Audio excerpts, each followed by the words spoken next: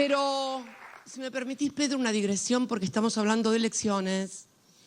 Y la verdad que hace tiempo, para ser más preciso, hace 2 meses, un mes y medio, que vengo leyendo editoriales, notas periodísticas, que no hablo, que el silencio, que no hablo del resultado, que no hablé del resultado de las elecciones, que si Massa, si lo apoyo a Sergio, que si no, y hay editoriales y gente que habla en la televisión.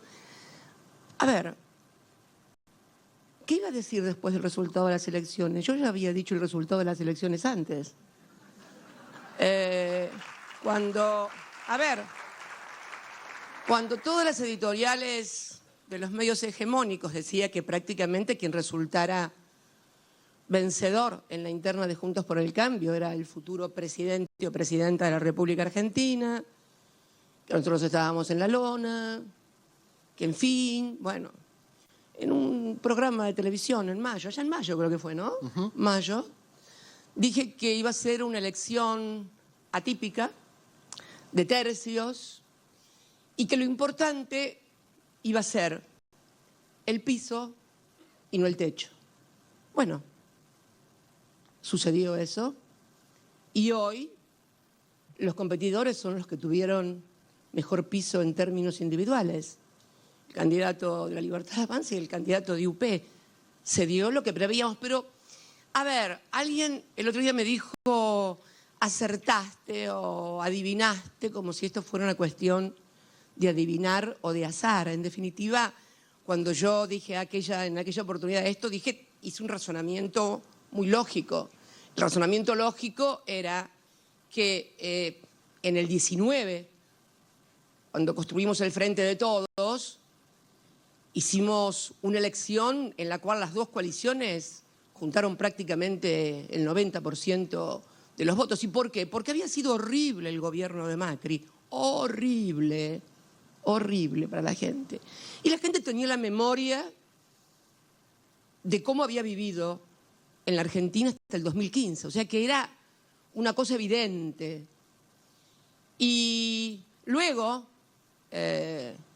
vos fíjate que en esas PASO concurrió a votar el 76% de los argentinos, 76% de los argentinos, y la diferencia fue de 15 o 16 puntos. O sea, había una expectativa, una ilusión, una esperanza de volver a vivir, no una vida en Disneylandia, pero una vida en la cual podías pensar en comprarte una casa, o en comprarte un auto, o en progresar, o en estudiar, o en viajar. ¿Cuánta gente viajó por primera vez al exterior, por ejemplo? Entonces, había una expectativa de que había vivido años donde era posible soñar con el progreso. Eso fue lo que votó la gente.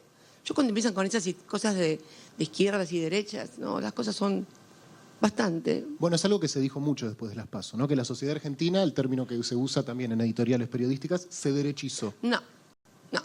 Querer tener un buen trabajo y un buen sueldo, querer poder tener la posibilidad de acceder a la vivienda o al techo propio, de comprarte un auto, de viajar, de estudiar, no es de derecha o de izquierda. Te diría casi que es de peronistas. Te diría que es casi de peronistas.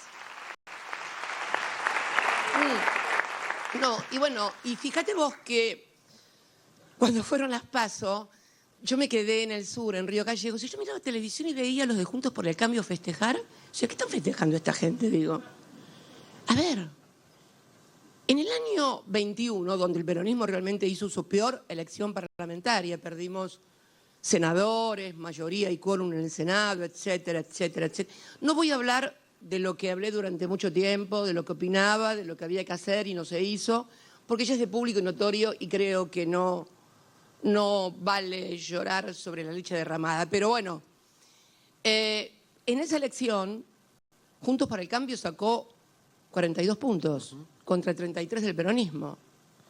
Y ahora estuvo a 0,75 de UP, y el candidato de UP fue el segundo en votos, con una diferencia muy notable. Entonces, yo decía, esta gente que está festejando. ¿Y qué festejaban? ¿Qué sé yo? No sé, preguntales. Cuando los veas vos, llamalos y preguntales, porque la verdad que no pudieron construir una mayoría por una cuestión muy simple. Nadie se acuerda bien del gobierno que fueron. Nadie se acuerda bien del gobierno que fueron. ¿Por qué? Si no nos entiende la presencia de una tercera fuerza. Debería haber pasado lo que pasó con nosotros en el 19, cuando como la gente se acordaba de lo que había pasado en el 15, adoptó una decisión. La gente es mucho más racional de lo que se pretende y de voto emocional. Claro, pero las emociones también siempre tienen alguna razón, si no ya son desquicio, que es otra cosa. Y claro, estás desquiciado, si no, pero... Y vos fíjate otra cosa, escuchaba el otro día también que decían, bueno, pero si lo apoya, ¿cómo que si lo apoya, no apoya? Yo quiero recordarles que fui una de las impulsoras de que no hubiera paso, de que se pudiera construir una lista de unidad. Y me acuerdo que había un conocido conductor televisivo que todas las noches me decía, basta del dedo. Todos decían, no, dedo no, paso, paso, y paso, y paso. Dedo no, dedo no, dedo no. Y yo hoy ahora me pregunto a todos esos que impulsaban una paso en la cual, por ejemplo, el presidente estuviera de un lado, la vicepresidenta del otro, el embajador en Brasil disputando con el ministro del Interior la candidatura a la presidencia, la ministra de Desarrollo Social disputándole a Axel la gobernación en la provincia de Buenos Aires, y todo esto en un marco de más de 100 puntos de inflación. ¿Qué les parece? ¿Cuánto hubiera sacado el de la Libertad Avanza? A ver, a los genios que decían que no el dedo, no, claro, no el dedo. Y ahora los que decían no al dedo, paso, paso, paso, me dicen, pero no lo está... ¿Dónde está el dedo? ¿Dónde está el dedo? No lo está apoyando. ¿Cómo? A ver, muchachos, por favor, un poco más de seriedad o de honestidad intelectual en los planteos. Pero esto es así. Entonces, por eso digo que, permite, esta digresión era porque quería un poquito para ayudar, y ayudar fundamentalmente a comprender lo que pasa, que esta es la idea. Cuando la gente de la escuela me vino con la idea de presentar la reedición de este libro, que fue en el 2003 también, hace 20 años. Hace 20 años, y me pareció que era, ¿sabés qué también, Pedro? Un punto de inflexión en el periodo democrático, ¿no? Porque vos fíjate, 40 años de democracia este año. En el 2003 era justo la mitad, y justo cuando se había derrumbado el modelo neoliberal. Modelo que, por cierto, no empezó en octubre del 83 con la democracia, seamos claros. El modelo neoliberal empezó el 24 de marzo de 1976, cuando Martínez de Oz toma el Ministerio de Economía y provoca dos fenómenos fundamentales: la apertura indiscriminada de la economía. Todos son muy jóvenes los pibes que están acá en la escuela, y vos también, pero vos debés acordarte de una propaganda, no acordarte si no la habrás visto seguramente, que era una propaganda del Estado, de la República Argentina, no sé si era la Secretaría de Comercio o el Ministerio de Economía o qué era, y que consistía básicamente en un señor que se sentaba en una silla de fabricación nacional, o sea, madera nacional, carpinteros nacionales, obreros nacionales, y se rompía y se daba la cola contra el suelo. Y después se sentaba en una silla importada, trabajo importado, y la silla era una maravilla. Esto se promovía desde el Estado, donde se decía que era lo mismo fabricar caramelos que aviones, por ejemplo.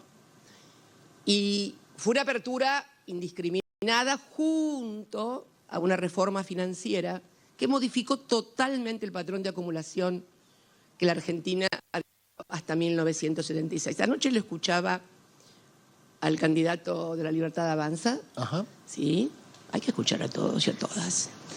Que decía que en realidad había comenzado una apertura, pero que había habido problemas de desempleo porque no se había abordado la modernización o las reformas del sector público y reforma laboral, etcétera, etcétera. Yo quiero decirles que durante la dictadura no fue necesario hacer ninguna reforma laboral. Primero porque se habían suspendido las convenciones colectivas colectivas de trabajo y la vigencia de la ley de contrato de trabajo. Los principales dirigentes sindicales estaban presos y además desaparecían comisiones enteras de fábricas donde había resistencia o intento de huelga y demás, con lo cual no era necesario. Lo que sí le asiste razón es que el sector público no fue tocado. Todas las empresas del Estado, YPF, entonces Omisa, Entel, Segva, todas fueron conservadas y cada fuerza, cada sector, se quedó con una empresa que además terminaron todas muy endeudadas. Cuando termina esto, y viene la democracia, y acá viene, porque, visto que esto se llama castas, yo quiero hablar también un poquito de la casta de los economistas, ¿no? La casta de los economistas, porque los economistas han tenido un rol fundamental en el modelo neoliberal y en los últimos 40 años de la República Argentina también. Y este libro tiene que ver, porque Néstor dijo además, que le dijo a Torcuato, que iba a ser su propio ministro de Economía. Lo criticaron muchísimo por esa declaración. Lo mataron, no lo criticaron. Lo mataron. Pero ¿qué razón tenía? ¿Qué razón tenía? Ahora lo vamos a ver, ¿no? Entonces, en el año, y vamos a hablar del rol de los economistas, a fines de la dictadura y lo que le dejaron, porque también hablamos de herencias, ¿no? De herencias. Y Néstor habla de casta en el libro también. Néstor, bueno, Néstor es Néstor, es Néstor, así que...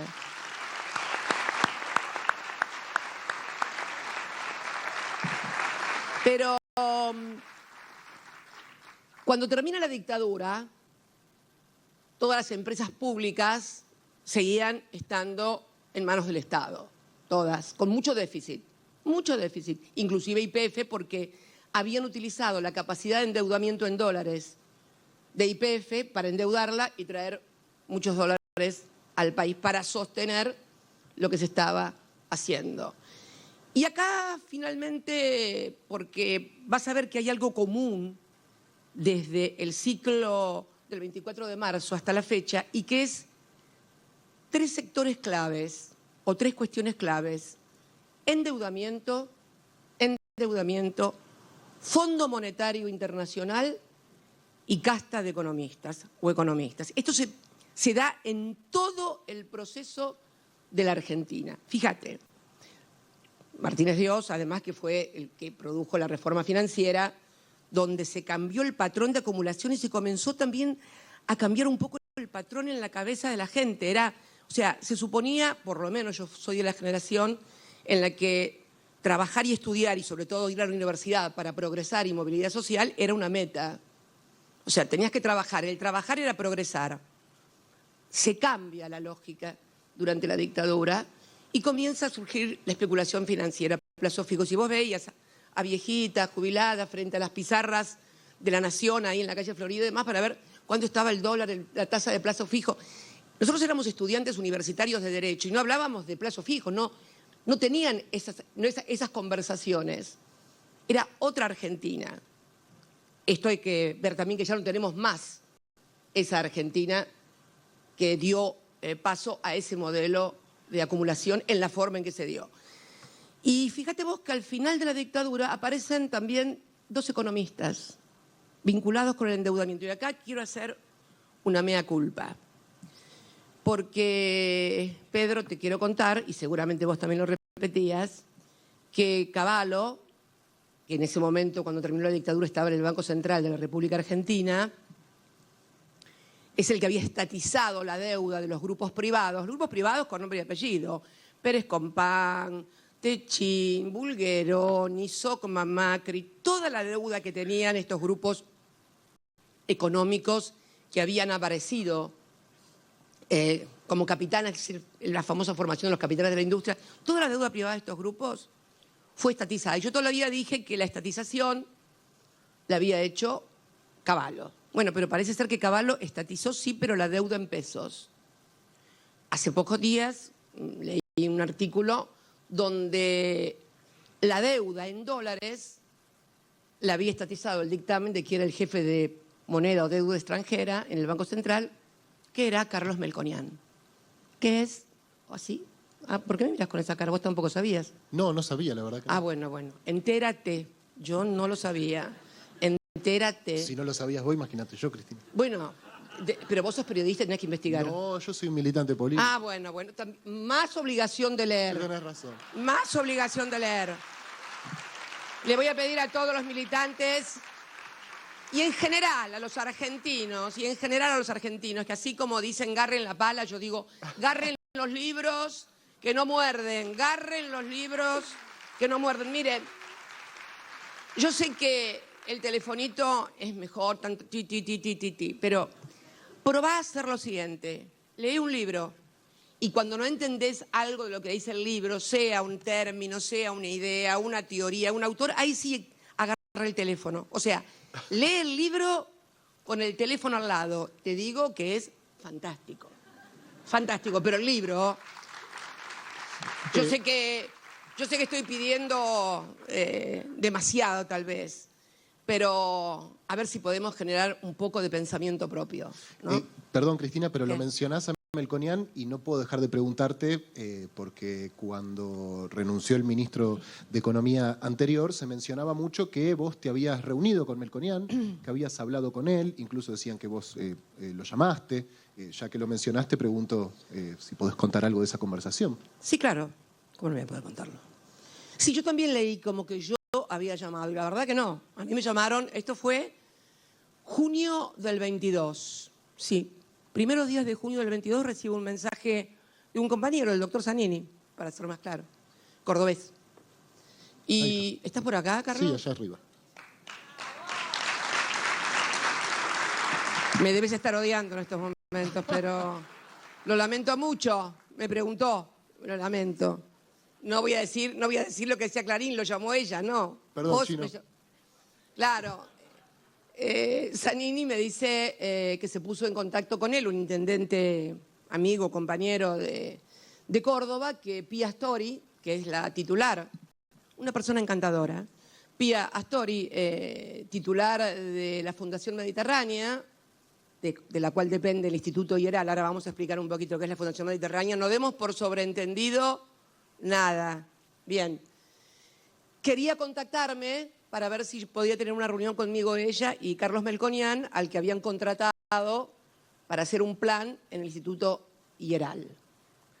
Yo le contesté que sí, que no tenía ningún problema, pero el contexto era que estábamos en junio del año pasado, la economía, el ministro, no quedaba muy bien que trascendiera una reunión pública entre la vicepresidenta y quienes estaban preparando un plan económico. De hecho, al mes siguiente, Martín Guzmán huyó, tocó los tarros y fuiste. Bien. No, si no es para aplaudir, es para llorar, casi te diría. No. Bien. Le digo, mirá, que sea una cosa reservada, discreta, sin ningún problema, que esto que el otro. Bueno, eso pasó y a las 2 semanas me llama, porque estaba en Europa en ese momento ella, que cuando volviera de Europa quería hablar, y bueno, y nos reunimos. Y estuve charlando, una persona muy agradable, muy, bueno, como se la ve por televisión, muy campechana, muy... El tuco, la salsa, los fideos. No hablamos exactamente de comidas, pero sí me explicó primero qué hacía él en la Fundación IERAL. Todos saben, la Fundación Mediterránea es, a los que no lo saben, una fundación que agrupa a las principales empresas del país. Se fundó allá por 1977. Agrupa a las principales empresas del país. O sea, cuando vayas a la góndola del mercado, del supermercado, vas a ver a las empresas. Cuando vayas al surtidor de nafta, vas a encontrar también a las que forman parte de eso. Cuando te llega la factura de la energía, también tiene que ver con las empresas que forman parte de esto. Bancos, en fin, tu vida como usuario y consumidor está atado a esto. Son empresas, obviamente, contrataron un grupo de economistas para que le hagan un plan. Me estuvo explicando el tema de la bimonetariedad. Yo ya venía hablando hacía mucho tiempo de la economía bimonetaria. Es lo que dice por la tele dos monedas de curso legal y forzoso, en este caso sería el peso y el dólar. El problema es que dos monedas de curso legal y forzosa, el peso y el dólar, yo se lo manifesté, ¿por qué si yo tengo los dólares en el colchón, que es a donde apuntan? Porque es cierto que hay muchísimos argentinos y hay muchísimo dinero en el colchón. A que esos dólares que están los dólares que están afuera también, ¿no? El colchón y los de afuera. Pero apuntan una gran masa de dólares en el colchón, que la gente los saque. O sea que el error parte de pensar que la gente los tiene en el colchón por el gobierno. La gente los tiene en el colchón por dos cosas. O porque no lo puede declarar, eso lo podrían solucionar con un blanqueo, pero fundamentalmente porque hay gente que no quiere meter la plata en los bancos. Hay una memoria, toda esa gente grande que encontrás, jubilados, que les roban por ahí 50.000, 60.000. La otra vez veí un jubilado que lo habían asaltado, no sé si lo habían matado por $200.000. No tiene confianza en... Pero además, si yo tengo esta moneda como moneda de reserva, que es una de las funciones que tiene la moneda, ¿por qué voy a poner en circulación, por más que sea de circulación legal y forzosa, la moneda buena, me la reservo igual y hago circular la otra? Esto lo descubrió un señor que se llamaba Gresham, parece que no era economista, parece que era un comerciante, allá por el siglo XVI, creo, que dijo que la moneda mala termina desalojando a la buena, sobre todo cuando las dos son de curso legal y forzoso. Así que, y la verdad que nadie me puede responder por qué razón, si vos tenés $40.000 encanutados, ¿los vas a sacar para que vas a ir al supermercado con los dólares? No. Creo que se toman atajos y me parece que nadie quiere hablar de los verdaderos problemas que tiene la Argentina. Yo creo, sinceramente, y esto vamos a hablar un poco al final cuando leemos de Castas, que si vos no identificás correctamente el problema y creés que el problema es el déficit fiscal, la presión tributaria, que es lo que normalmente el caballito de batalla de todos los empresarios, el déficit fiscal, porque piensan que si hay déficit fiscal le vamos a aumentar los impuestos para financiarlo. Presión tributaria porque no quieren pagar. Ahora vamos a hablar también de todo eso porque hay números muy claros en la Argentina. Pero sigo con el tema del derrumbe, ¿no? ¿Qué fue el derrumbe de ese modelo? Cuando llega el presidente Alfonsini, cuando llega la hiper, todas las empresas eran públicas, había un déficit cuasi fiscal importante, las empresas estaban endeudadas, se produce el fenómeno hiperinflacionario. Y después viene la segunda parte del modelo neoliberal que había sido inaugurado por la apertura indiscriminada, lo cual provocó un industricidio total, fábricas cerradas. Acuérdense que uno de los caballitos de batalla de Alfonsín era vamos a levantar las persianas de las fábricas, etcétera, etcétera. Había sido un desastre. Que Alfonsín, el alfonsinismo, con muchas dificultades, con las rémoras, recibió una deuda fenomenal, externa, la auditoría del Fondo Monetario Internacional y las circunstancias que muy bien relata en ese libro fantástico que es Una temporada en el quinto piso de Torre. Algunas comparto, otras tienen una mirada autoindulgente sobre los economistas. Otra vez, Melconian y Cavallo con la dictadura, Surril, que también escuché decir que tenía un gran plan, pero que la política, porque esta es la otra cuestión.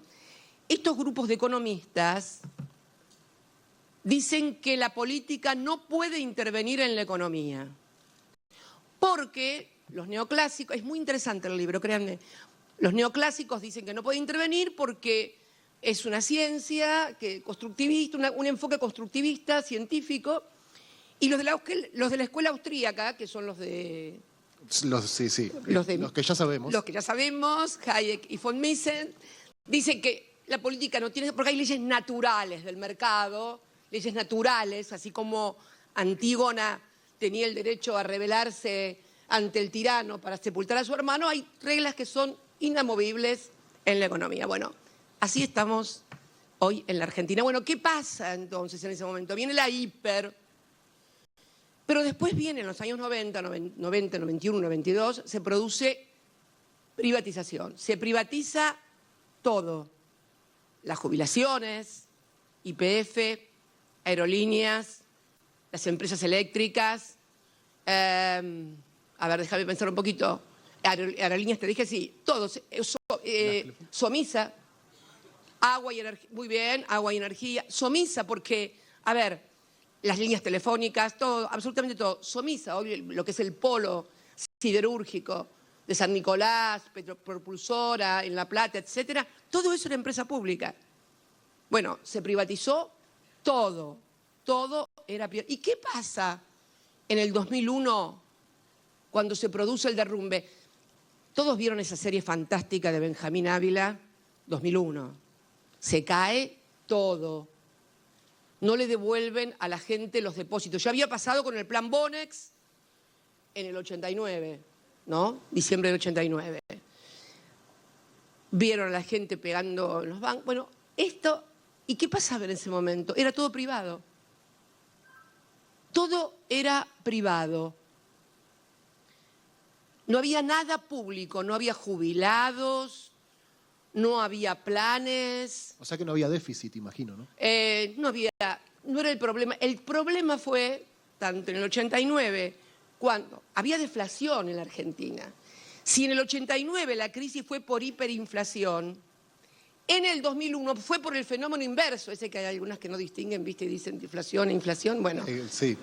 Dios nos libre. Y que Melconian siga ahí, por favor, traduciendo, porque si no va a estar complicado. Va a estar complicado.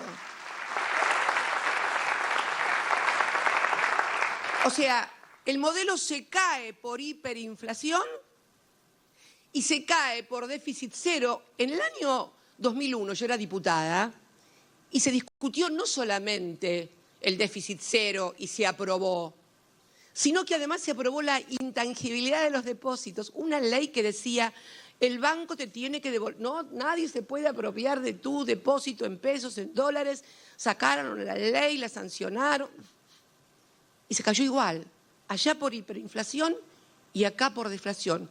Allá era todo público, acá era todo privado. Pero entonces, no es que público, privado, déficit cero, no déficit cero, es que por ahí no parece que no va la cosa. ¿Y quiénes estaban? ¿Quién había vuelto? Porque, ¿quién había vuelto? La convertibilidad, que con la privatización estuvo la convertibilidad del 1 a 1. Cavallo había vuelto porque la Alianza, que fue un espacio, la primera coalición, el primer gobierno de coalición de la Argentina, había despertado una gran expectativa en la ciudadanía, porque decían que el problema era solamente la corrupción del menemismo y por lo tanto si se recuperaban los 5.000, hasta daban cifras, los 5.000 millones de la corrupción menemista, el modelo funcionaba perfecto. Se cayó igual. Por la ficción, lo que no tolera, uno puede teorizar en economía, puede ser heterodoxo, ortodoxo, puede ser de la escuela austríaca, de la de Chicago, de los clásicos o neoclásicos, pero lo que no se puede es fingir, no se puede hacer ficción. En economía lo único que no se puede hacer es ficción, porque finalmente la realidad termina estallando. Entonces, cuando este señor, que decidió que iba a ser su ministro de Economía, llega al gobierno, recibe la herencia. Una herencia complicada. La deuda soberana más grande defaulteada, el default de deuda soberana más grande. El Fondo Monetario que auditaba, los jubilados congelados, pero además solamente un 40% de la población había accedido al beneficio previsional porque todos habían perdido el trabajo, no habían podido completar los aportes, etcétera, etcétera. Los bonistas enojados. Yo me acuerdo que cuando ibas por ahí al despacho de Néstor lo escuchaba a Sanito Artaza con un megáfono en la plaza: devuélvanos los ahorros, que eran los ahorristas que habían ido a golpear, con justa razón, las puertas de los bancos. Me acuerdo que un día, yo no sé si fue el primer mes, fueron los productores avícolas de Entre Ríos y le tiraron, no sé, 3.000 pollitos, pobrecitos amarillitos, en la plaza, quejándose porque no podían competir con la industria avícola brasilera. 22% de desocupación, 2 dígitos de desocupación. Sin industrias, porque había sido un industricidio lo que había sucedido. Con sueldos descontados ya sabemos, ¿no?, de jubilados y de empleados. Es más, fíjate vos, durante la gestión de Alfonsín también, producto de la crisis que había dejado el nivel de endeudamiento y el tema, se determinaron congelar las jubilaciones y las regalías que recibíamos las provincias petroleras productoras de hidrocarburos.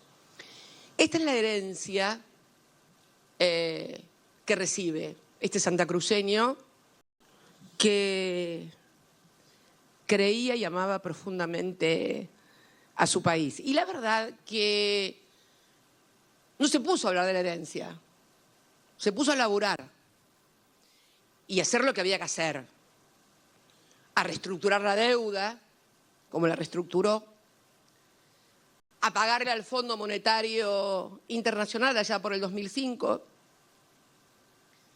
a pagarle a los bonistas el Bodén 12, porque el Bodén 12 no había sido construido, pero nosotros lo pagamos a partir del 2005. 2005 Néstor paga 3 cuotas, 2005 6 y 7, y yo pago, Cristina la Tonta paga las 5 cuotas restantes, el Bodén 12. Este sindicato recibió el Bodén 12 porque también era uno de los que había quedado atrapado el dinero de los trabajadores del gremio del sindicato con aquel famoso corralito. Este fue el derrumbe. Fue en el año 2003 y comienza un periodo que es el periodo, no ya en democracia, sino desde la ley Sáenz Peña, más largo de un espacio político. Nadie pudo completar 3 periodos consecutivos de gobierno. No lo pudo hacer Irigoyen porque fue derrocado, no lo pudo hacer Perón porque fue derrocado, aunque luego lo eligieron por 3ª vez. Y entonces uno se plantea cuál fue la herencia entonces que dejó el populismo, el kirchnerismo. Por lo pronto dejamos una deuda absolutamente reestructurada, el Fondo Monetario no estaba en el país, los salarios de los trabajadores, pero yo no se los voy a contar porque si no me decir, bueno, ¿qué va a decir ella? Yo quiero que escuchemos, primero, por favor, pongamos en pantalla palabras de Nicolás Dujovne. A ver, por favor. Eso es. Nicolás Dujovne, ministro de Economía, bueno, ustedes ya vieron ese video infinidad de veces, ¿no?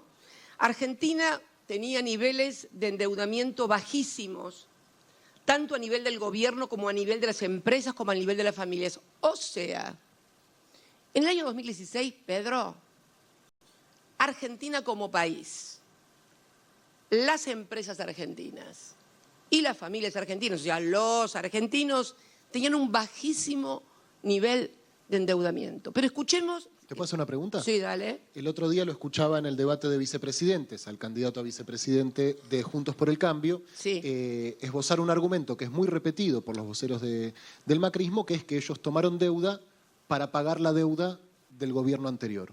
Bueno, eso no es cierto y ahora lo vas a ver. Calma, radicales. Calma.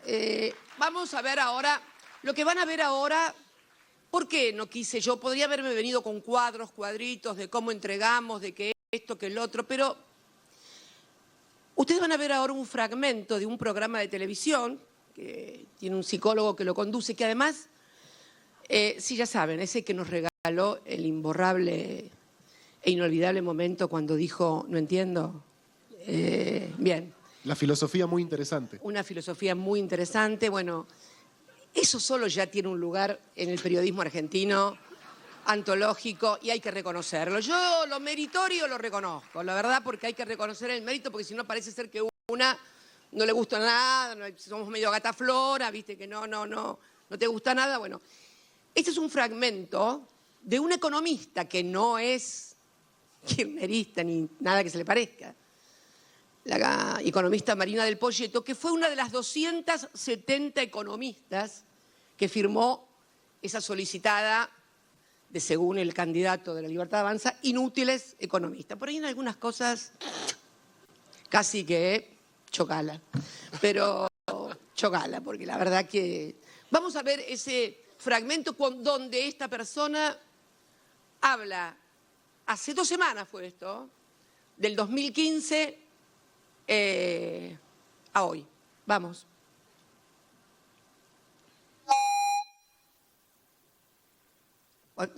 No se escucha. La herencia. O sea, seguimos discutiendo herencia. ¿No tenemos audio? En 2015 vos tenías crédito, hoy no hay crédito. En 2015 los pesos que sobraban en la economía no estaban indexados, hoy devengan tasa de interés. En 2015 la inflación corría al 1,5% mensual, hoy corre al 11% mensual. ¿Sí? En 2015 la distorsión de precios. A ver, vamos a esperar un cachito y vamos a... Pero el salario formal estaba 20 puntos arriba, el informal estaba 40 puntos arriba, y la brecha es el ahí promedio, es una pena, pero me gustaría que lo escucharan porque es muy impresionante. A ver, otra vez, vamos a ver, dicen que podemos escuchar de vuelta. No, parece que no. Bueno, ¿sí? Te puedo hacer otra pregunta si querés. Sí, dale, mientras. Néstor en el libro... No, pero es importante esto que me dijiste porque vos no me dejes sin contestar la pregunta. No, pero me dijiste calma radicales, que lo vamos a ver en el video. Está muy bien, está muy bien. No, lo que quiero decir es que si podemos, ¿se puede corregir o no se puede corregir, por favor? No, sí, no, a mí no me gusta dejar las cosas a medias. Las cosas hay que hacerlas. ¿Qué? Ah, bueno, en la tele salió. Lo lamento por los que están aquí en el auditorio, pero bueno. A ver, vamos de vuelta. Vimos el libro Tiempo Perdido, que era la herencia, el manejo de la herencia, el manejo de la herencia de la herencia, y ahora es el manejo de la herencia, de la herencia. Se lee, perfecto, ya se leyó, está muy bien. Marina del Poyeto dice y compara, el 2015 había crédito, ahora no hay crédito, en el 2015 el dinero no daban tasa indexada de interés, ahora está indexada, en el 2015 hablaba de el salario formal 20%, 20 puntos más arriba, el informal 40, bueno, y de una serie de cosas que, dicho en boca de ella, me exime de mayores cuestiones, porque también es cierto que el déficit fiscal que tuvimos a partir del año 2011 fue porque se nos cayó la balanza energética. O sea, Néstor, que había tenido superávit gemelos, era porque tenía un superávit energético de 6.000 millones de dólares. ¿Producto de qué? Bueno, durante mucho tiempo, antes de que nosotros viniéramos, se le estuvo vendiendo gas muy barato a Chile. ¿Por qué? Porque acá el gas no era necesario, porque no había fábricas, no había necesidad de energía. En cambio, a partir de la apertura de fábricas y a partir del consumo popular también, o sea, porque si se generaron cientos de miles de empresas entre el 2003 y el 2015, esas empresas dieron trabajo, la gente cobraba salarios y entonces comenzaron a comprar un auto algunos, aires acondicionados los otros, y esto comenzó a generar una necesidad de incremento de la energía que no fue acompañada por la empresa que había sido desnacionalizada en 1998. Desnacionalizada en 1998, Repsol, YPF, nuestra petrolera de bandera, y comenzamos a tener un déficit energético de 6.000 millones de dólares. Se nos invirtió la balanza energética. Este es el origen, que es por un crecimiento muy importante de la actividad económica en el consumo industrial y comercial de energía y en el consumo residencial de energía por las familias. Las familias se agrandaban, las familias compraban cosas, compraban artefactos, compraban aires acondicionados, etcétera, etcétera, etcétera. Entonces, este es el tema. Pero vos la escuchaste a Marina del Poyeto, o la leíste por lo menos, acerca de cuál era la situación. Pero vos dijiste lo del Fondo Monetario, eso es lo que me habías preguntado algo del... Cuando ellos les preguntan por la deuda... Ahora vamos, el segundo video, que ya no es de ningún economista, sino de un expresidente. ¿Podremos escucharlo, por favor? A ver. Segundo... He decidido iniciar conversaciones. Uy, Dios mío. Qué mal que estamos. Tecnológicamente muy mal. Bueno, hoy lo tenemos a Macri. Ay, no se me había ocurrido. Nunca nos había fallado esto. Espero no ser yo. Una pesadilla. La plata del fondo, que es la plata de los demás países, la usamos para pagar a los bancos comerciales que vencían y que... En el año 2018, porque vieron que circuló un video en TikTok realmente desalentador, porque los chicos no sabían quién había traído el Fondo Monetario al país, pero sí sabían de la deuda de Independiente y de todo eso, y no sabían cómo había sido. Bueno, el tema es que ahí está Macri en el 2018, cuando como presidente le dice al fondo, están llamando al fondo para obtener un plan de financiamiento. El segundo es en el 2021, es una reunión que él hace en un country cuando va a Neuquén con amigos o con partidarios, y les dice que él le decía a sus funcionarios: no tomen deuda, que nos vamos a ir a la mierda, dijo una cosa así. Literal. Literal, ¿no? Dijo, nos vamos a ir a la mierda. Yo les decía, no tomen deuda, que esto, yo conozco los mercados. Bueno, lo vieron ahí, yo conozco los mercados. Y después, en el 2022, dice los bancos comerciales. O sea, todos los días dice una mentira diferente. Esta es la verdad. La verdad es que levantaron el cepo en el 2016, vinieron fondos, pero no todos, porque en realidad los fondos comienzan a venir cuando le dan a los fondos buitres lo que quieren. Se endeudaron a tasas y en plazos muy cortos. También hubo declaraciones del exministro Caputo al respecto, desvinculándose, diciendo que él no había tenido nada que ver con el endeudamiento. O sea, a ver, entregamos el país, como dijo Duhovne, con un bajísimo nivel de endeudamiento, y se recibió en el 19 la herencia de la reinstalación del modelo neoliberal desde el 2016 al 2019 con el Fondo Monetario. Y la verdad que cuando el país tiene una deuda de la magnitud que contrajeron en tan poco tiempo, con vencimientos tan cortos, además la curva de vencimientos muy cortos, y además viene el fondo con sus planes que son inflacionarios, porque instalan la devaluación, ella es muy difícil. Yo quiero en este sentido reconocerle alguna cosa muy importante al ministro de Economía, que es haberle dicho a la sociedad la verdad sobre el Fondo Monetario Internacional.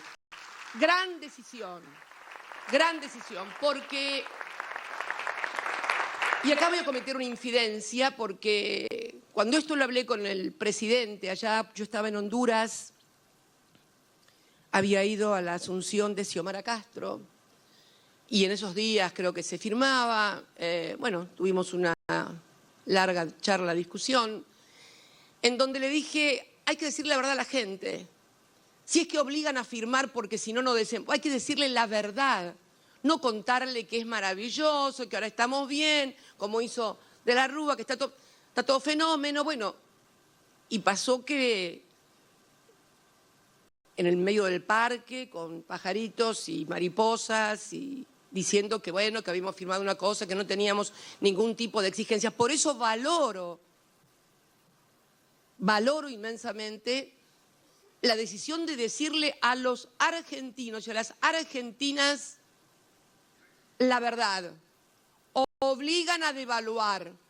Cada argentino y cada argentina debe saber que los precios que le aumentaron por la devaluación del 22, pero el que le vienen aumentando por la devaluación del crawling peg, que es la devaluación cotidiana que hace el Banco Central y que es impuesta también por el Fondo Monetario, porque el Fondo Monetario impone tasa de interés por encima de devaluación y devaluación por encima de inflación. Estas son condiciones, como tampoco quería la moratoria porque estaba prohibida la moratoria en el texto del acuerdo. No se permitían, dice, amnistías fiscales, pese a que esta no era una moratoria porque era un plan de pago. Pero sapos y culebras se echaron sobre el plan de pago que elaboró el Congreso argentino para incorporar